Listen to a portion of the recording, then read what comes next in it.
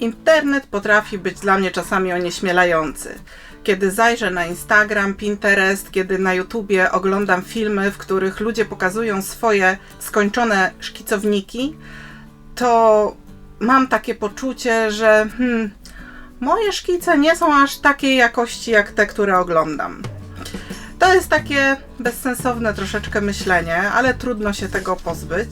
Są osoby, które zrobiły ze szkicownika coś w rodzaju sztuki samej w sobie. I te osoby rzeczywiście bardzo dużo czasu poświęcają na wykonanie szkiców w tym szkicowniku. Ale prawda jest taka, że wcale szkicownik nie musi być właśnie taki, że można szkicownik używać na różne sposoby. I mówiąc szczerze, ja bardzo lubię oglądać szkicowniki artystów, którzy używają go jako narzędzia w swojej pracy. Robią tam szkice przygotowawcze, robią tam studia fragmentów swoich prac, albo traktują go jako taki notes z podróży na przykład. Więc te wszystkie różne rodzaje szkicowników są dla mnie bardzo interesujące, niekoniecznie ten, tylko i wyłącznie ten instagramowy szkicownik, który zawsze przyjemnie się ogląda. Kiedy zaczęłam prowadzić szkicownik, okazało się, że nie jest to takie łatwe, jak mi się wydawało, między innymi dlatego, że jest mnóstwo szkicowników do wyboru, a ja nie wiem, który będzie mi pasował, więc zaczęłam kupować te szkicowniki. I okazało się, że nie zawsze te szkicowniki mi pasują. Czasami nie pasuje mi papier, czasami nie pasuje mi format, czasami szkicownik dany nie nadaje się akurat do tej techniki, do jakiej chciałabym go użyć, a często jest też tak, że w sklepie ten szkicownik jest zapakowany w folijkę, więc nawet nie mogę sprawdzić, jakiego rodzaju papier jest w tym szkicowniku. Bo nie tylko gramatura ma znaczenie, nie tylko kolor kartek, ale też to, w jaki sposób papier się zachowuje, jak przyjmuje mokre media, czy jest bardziej gładki, czy jest bardziej chropowaty. Producenci czasami piszą, że on jest gładki, on na przykład nie jest aż tak gładki, jakbyśmy chcieli, i tak dalej, i tak dalej. W związku z tym pozostałam z bardzo dużą ilością szkicowników, które mi nie pasowały do tego, co chciałam z nimi zrobić. I zaczęłam kombinować, zaczęłam różne rzeczy w tych szkicownikach robić. Teraz chciałam Wam właśnie pokazać, w jaki sposób ja wykorzystuję szkicowniki, do jakich celów, jakie rodzaje szkicowników mam tak naprawdę i co możemy z tymi szkicownikami zrobić. Niekoniecznie tylko jedną rzecz. Jako pierwszy taki rodzaj pokażę Wam szkicownik, który nazwiemy codziennikiem.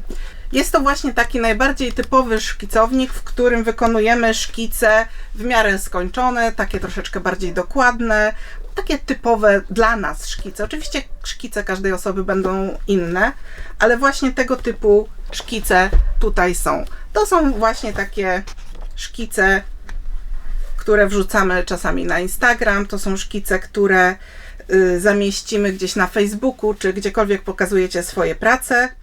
Takie szkice skończone, troszeczkę bardziej dopracowane, takie troszeczkę pokazowe szkice. Drugim rodzajem szkicownika jest prostaczek. Prostaczek to jest szkicownik, który nie był dość dobry, żeby wykonywać w nim te fajniejsze szkice. Najczęściej papier był zbyt cienki albo się nie nadawał z jakiegoś innego powodu. I w prostaczku ja wykonuję bardzo proste szkice. Najczęściej są to szkice wykonane jedną linią. Takie szkice wstępne czasami, króciutkie notatki, szkice, których zwykle nie pokazuję nigdzie. To są po prostu szkice dla mnie. Chodzi głównie o to, żeby tych szkiców wykonać bardzo dużo i bardzo szybko, dlatego że nie zawierają dużo informacji, tylko te absolutnie niezbędne. Trzeci rodzaj z moich szkicowników to miniaturnik. Są to szkicowniki, które również myślałam najpierw, że będą takimi normalnymi szkicownikami, ale ze względu na papier, z którym mi się źle pracowało, zaczęłam je używać do wykonywania miniaturek. Miniaturek, czyli bardzo prostych szkiców wstępnych. Zanim wykonam pracę zwykle pastelem, to wykonuję sobie często właśnie takie prościutkie szkice tonalne. Zwykle 2-3 tony, czasami 4. Tu pojawiają się też szkice czarno-białe, czyli notan. I są to takie szkice wstępne, które pozwalają mi potem w trakcie malowania już obrazu na orientowanie się, czy danego elementu nie zrobiłam za jasnego, czy za ciemnego. Dzięki temu, że te szkicowniki, zwłaszcza ten na przykład, jest niewielkich rozmiarów, to mogę go też zabrać z sobą w teren. On nie waży dużo, łatwo gdziekolwiek go zmieścić i kiedy idę malować pastelami, więc już mam sporo tobołów z sobą, zabieram ten malutki szkicownik, jakieś 2-3 pisaki szare do tego i wtedy mogę, zanim przystąpię do głównej pracy, wykonać sobie szybciutki szkic. I tak umieszczam ten szkic najczęściej podczas malowania, żebym mogła na niego spojrzeć. Także są to takie szkicowniki robocze. Zresztą jak widzicie, ten szkicownik jest tak naprawdę takim zwykłym notesikiem. Te kartki to nic specjalnego, na pewno nie są bezkwasowe. To takie zwykły jakby papier ksero tutaj. Więc on przebija na drugą stronę. Nie wszystkie media się na nim dobrze trzymają, ale do tego celu, do którego go przeznaczyłam, się sprawdza. Ten drugi z kolei ma szary papier i to też jest fajne do właśnie takich wstępnych szkiców, bo ten szary papier już pokazuje nam, gdzie są nasze średnie tony i wtedy tylko musimy dodać coś jaśniejszego i coś ciemniejszego i tutaj najczęściej szkice zaczęłam wykonywać czarną i białą kredką, więc wykorzystuję kolor papieru, czarną kredkę, białą kredkę, raz, dwa i mam taki szybciutko prosty szkic zrobiony. Czwarty rodzaj szkicownika to jest tak naprawdę mój najstarszy szkicownik i to jest konceptownik. Konceptownik to takie miejsce, gdzie zapisujemy różnego rodzaju pomysły.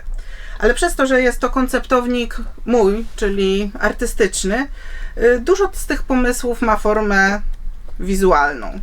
Znajdziecie tutaj najróżniejsze rzeczy, od czasami prostych, wstępnych szkiców, poprzez różnego rodzaju projekty, na przykład mojej jakiejś torby do szkicowania. Znalazły się tutaj też projekty strony internetowej, ceramiki, kilka szkiców do obrazów, no czego dusza zapragnie. Jeżeli mam jakiś pomysł na cokolwiek, to po prostu zapisuję go tutaj z rysunkami i dzięki temu ten pomysł pozostaje w pamięci. Bo tak, jeżeli go nie zapiszę, to gdzieś mi uleci.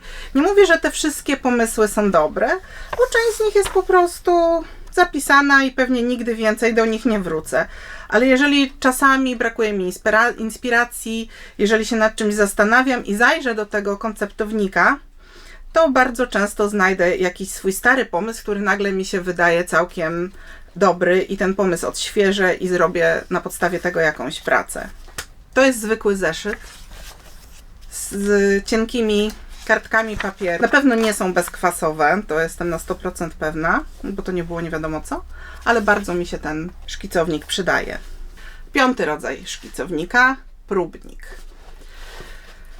Zdarzają się szkicowniki, które znowu z jakiegoś powodu papier nie przypasował mi. Nie wiem, co z nimi zrobić. One są dosyć duże. Papier nie jest wcale cienki, jest dosyć gruby, ale do malowania się nie nadawał, do szkicowania. Więc postanowiłam w tych szkicownikach zrobić sobie miejsce na różnego rodzaju próbki kolorystyczne, wariacje kolorystyczne, miksy.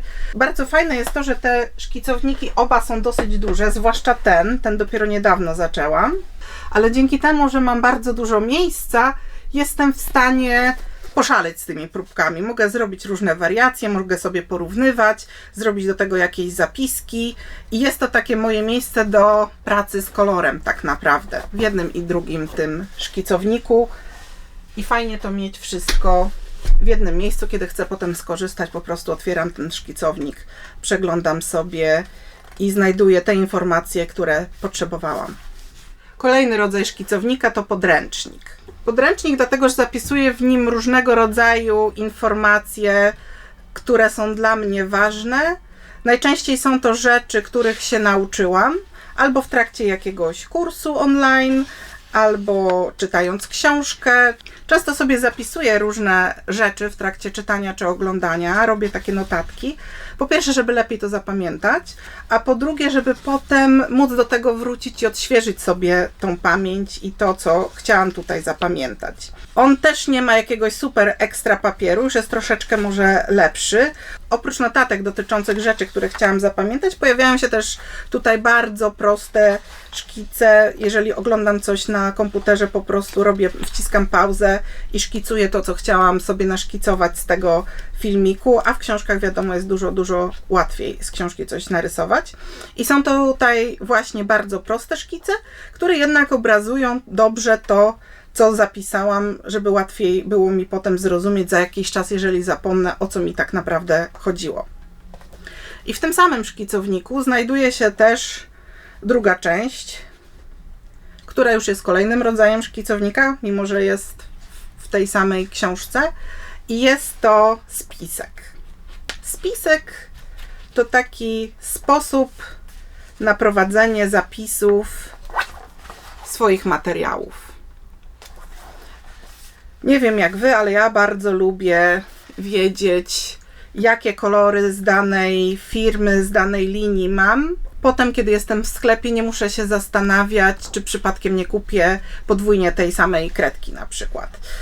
Oczywiście to się i tak zdarza, ale dzięki temu, że prowadzę jakby taką, nazwijmy to, ewidencję tych moich materiałów, to jestem w stanie unikać dosyć dobrze tych właśnie powtórek, bo nie ma nic paskudniejszego, jeżeli miałam kolor, który mi nie pasował i kupiłam go drugi raz, a się okazało, że to był bardzo drogi pisak i teraz mam dwa takie, których pewnie nie zużyję nigdy.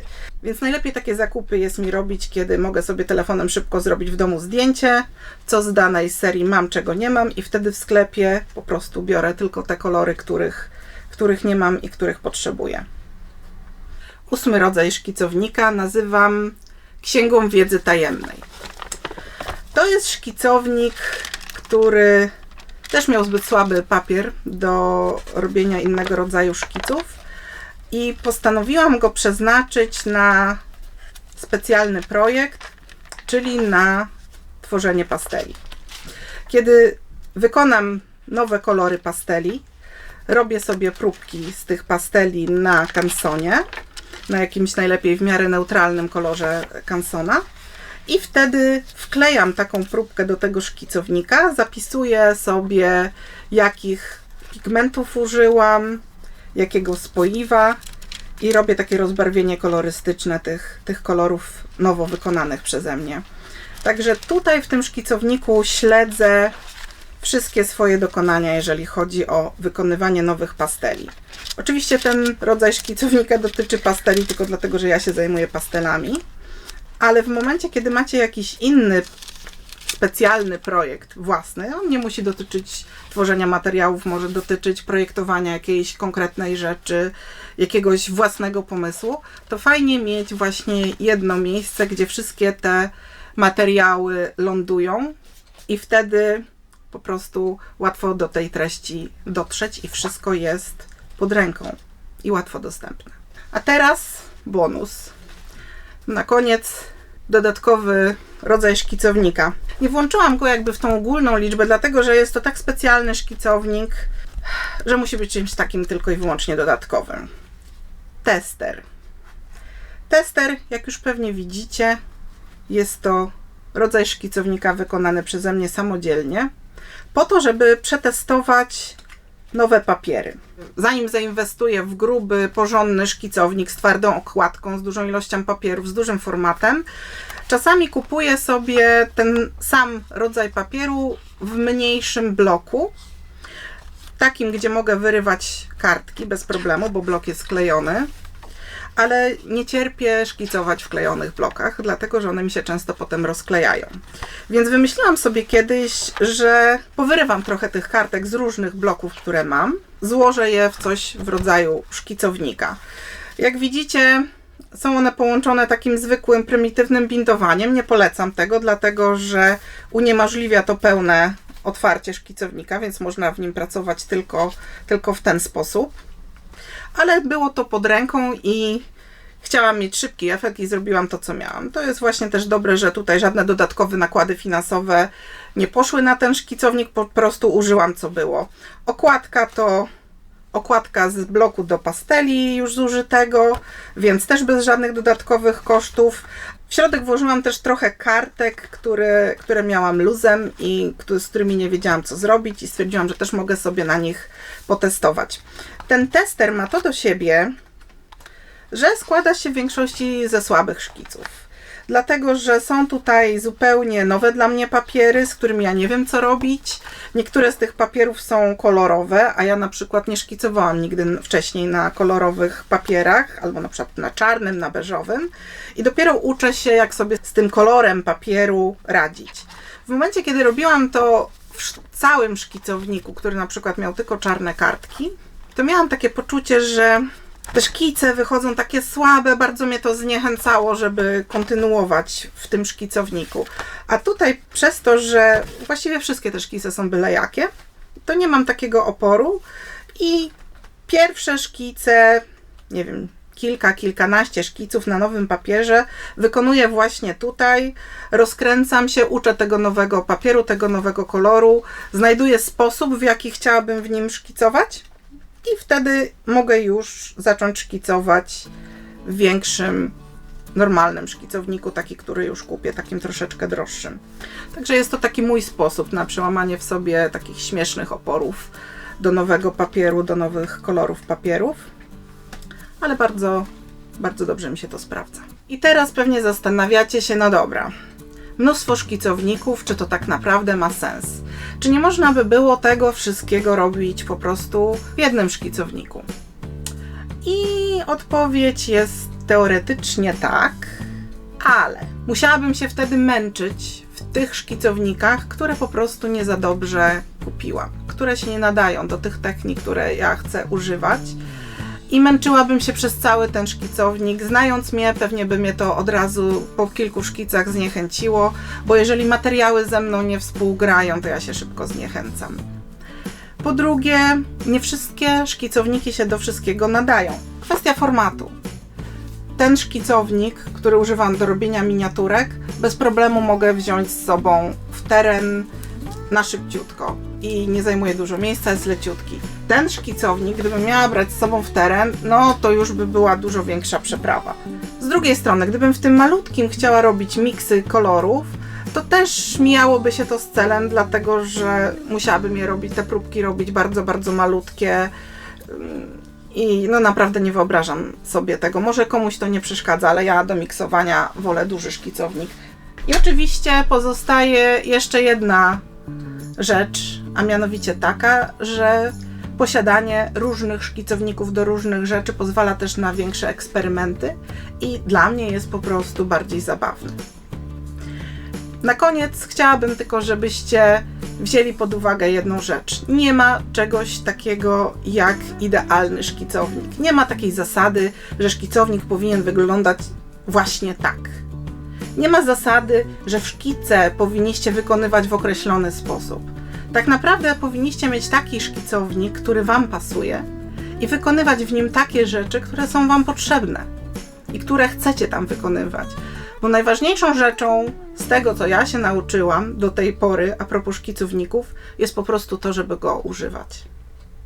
I to wszystko na dzisiaj. Do zobaczenia za tydzień.